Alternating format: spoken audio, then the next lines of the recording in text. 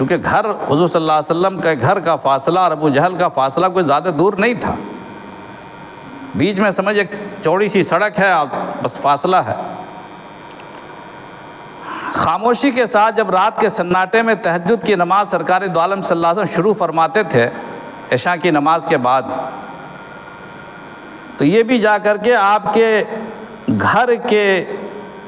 احاطے میں کہیں کونے میں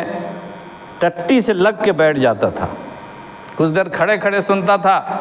اور سننے میں مزہ ملتا تھا، سننے میں مزہ ملتا تھا۔ اب جب کھڑے کھڑے سنا پھر بیٹھ جاتا تھا۔ دوسری جانب ابو سفیان کا مکان تھا، وہ بھی ساری زندگی مخالفت کرتے رہے۔ حضرت ابو سفیان بعد میں ہوئے، وہ صحابی رسول، اللہ تعالیٰ ان کی بدولت ہم لوگوں کو بھی اللہ ہدایت نصیب فرمائے۔ ابو سفیان اس کونے میں جا کر کے چپکے سے خاموشی کے ساتھ اندھیرے میں بیٹھ جاتے تھے، وہ بھی حضور صلی اللہ علیہ وسلم کا قرآن سنتے تھے۔ ایک طرف سے اخنس بن شریق جو تھا وہ بھی آ جاتا تھا، وہ بھی آ کر کے قرآن کریم سنتا تھا، اور بھی کچھ لوگ ہوں گے سنتے ہوں گے، لیکن ان تینوں کا تذکرہ کتابوں میں موجود ہے کہ ایسا ہوا کہ جب یہ لوگ نکلے، جب حضور صلی اللہ علیہ وسلم کی نماز ختم ہوئی اور آپ نے سلام پھیر دیا تو یہ سب لوگ اپنے اپنے ڈیرے سے نکلے، صبح ہو چکی تھی، رات بھر قرآن کریم سنتے رہے۔ جیسے ہی وہاں سے نکلے دونوں راستے میں آمنا سامنا سب کا آپس میں ملاقات ہو گئی،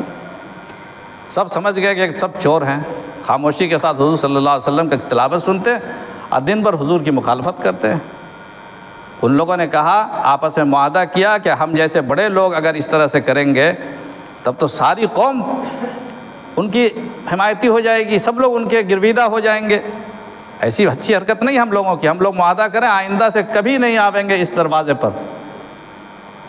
تینوں نے معاہدہ کیا، قسمہ قسمی کی، اور سب سمجھ گئے کہ بھئی قسم کھانے کے بعد تو عرب کے لوگ بڑے پکے ہوتے تھے، بات کے،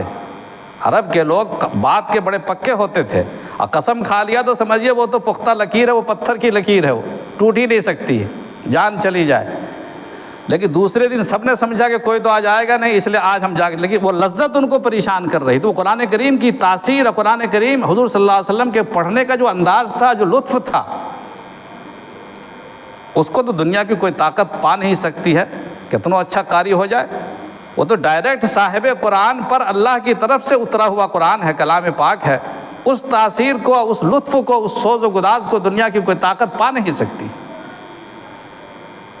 خود صاحب قرآن سے قرآن سننا اور خود رسول پاک پر اترے ہوئے کلام پاک کو انہی کی زبان سے سننا، یہ وہ شرف